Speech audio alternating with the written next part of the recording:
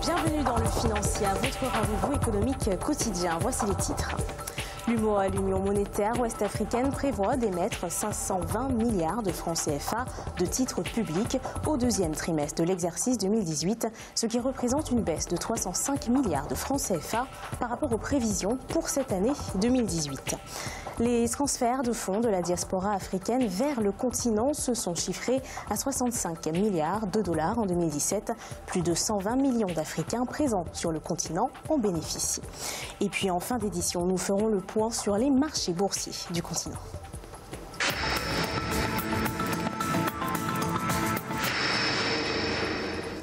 « 520 milliards de francs CFA, c'est le montant des prévisions du volume global des titres publics émis par les États membres de l'UMOA au deuxième trimestre 2018, un montant qui représente une baisse de 305 milliards de francs CFA par rapport aux prévisions. Les précisions de Marcel Farba-Maroun.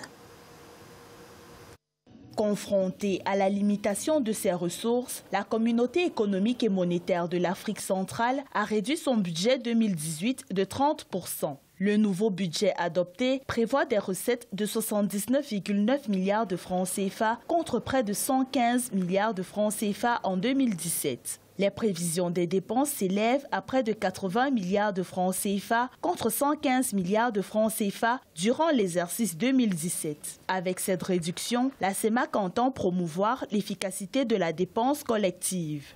Cette baisse ne devrait pas entraîner une baisse des activités de la CEMAC, parce que la baisse des activités va nécessairement amener une baisse de la performance. Il faut ajouter des mesures qui vont permettre d'être plus efficaces. La coupe budgétaire envisagée doit favoriser la mise en œuvre des actions prioritaires fixées par la CEMAC. La primeur de cette démarche est dévolue à l'effectivité du nouveau mécanisme de recouvrement de la taxe communautaire d'intégration TCI. La CEMAC compte également relancer la coopération avec les partenaires au développement. Les accompagnements au niveau structurel des bailleurs et des partenaires au développement doivent se poursuivre. Les partenaires au développement doivent passer du stade de l'assistanat au stade de l'accompagnement. Dans un contexte financier difficile, la CEMAC se doit de circonscrire ses choix budgétaires. Pour ce qui est de la collecte de la TCI, seul le Gabon l'a partiellement adopté pour le moment. Bon de croissance pour l'économie ghanéenne. Le Ghana a enregistré en 2017 sa meilleure performance en 5 ans avec une progression de son PIB de 8,5%. Les principaux moteurs de cette croissance sont le pétrole et le gaz. La production de pétrole a augmenté de 81,4% en 2017 avec une production journalière de 100 000 barils. Il bénéficie à plus de 120 millions d'Africains vivant sur le continent. Ce sont les transferts de fonds de la diaspora africaine de l'ordre de 65 milliards de dollars en 2017. Ces fonds proviendraient d'opérations de plus de 30 millions de migrants africains. Cheikh Omar Bandargo. Plus du double de l'aide publique au développement pour l'Afrique, chiffrée à 29 milliards de dollars en 2017, les transferts de fonds de la diaspora africaine vers le continent ont atteint 65 milliards de dollars cette même année. Bien qu'important, ce montant ne représente qu'une partie du montant réel de tous les transferts effectués vers l'Afrique.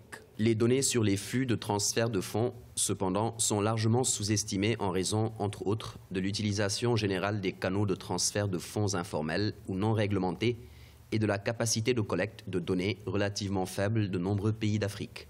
Selon le rapport, les 65 milliards de dollars proviennent d'opérations de plus de 30 millions de migrants africains. Et cela a profité à plus de 100 millions d'Africains vivant sur le continent. Effectivement, une partie du potentiel de l'Afrique se trouve entre les mains de ces pays qui sont à l'étranger. Il faudrait que les politiques sur le plan économique et les réglementations intègrent le fait qu'il s'agit d'investisseurs qui sont déjà dans d'autres cadre législatif et normatif où les questions de facilitation climat des affaires ont été entièrement balisées. À noter que le coût global des transferts de fonds verts et en Afrique a baissé pour atteindre 8,7% des montants transférés en décembre 2017.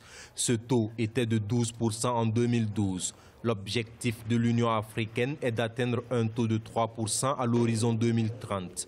Déjà, pour 2019, l'institution prévoit une réduction des coûts de transfert à 7%. La Banque mondiale octroie 210 millions de dollars dans la lutte contre l'érosion des côtes ouest-africaines, une somme qui va bénéficier à 6 pays ouest-africains disposant d'un littoral, à savoir le Bénin, la Côte d'Ivoire, la Mauritanie, Sao Tomé et Principe, le Sénégal et le Togo.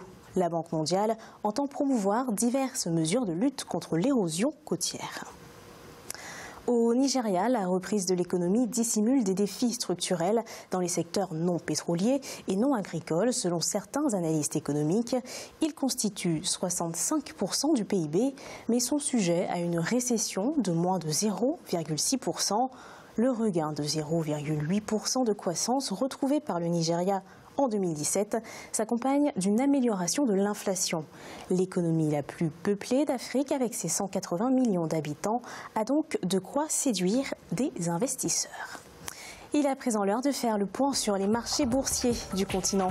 En Afrique australe et océan Indien, l'indice All-Share de Johannesburg augmentait de 0,62%. L'indice de Nairobi baissait de 0,76%. L'indice la bourse de Maurice augmentait de 0,03% et l'indice du Botswana perdait 0,03%. En Afrique de l'Ouest et centrale, l'indice nigérian augmentait de 0,28%. La BRVM d'Abidjan perdait 1,18% et la bourse du Ghana gagnait 0,54%. Et en Afrique du Nord, l'indice tunisien est en hausse de 0,85%. L'indice égyptien augmentait de 2,18% et la bourse de Casablanca était en baisse de 0,34%. C'est la fin de cette édition du Financia. Merci de nous avoir suivis. On se retrouve bientôt pour un nouveau rendez-vous de l'économie.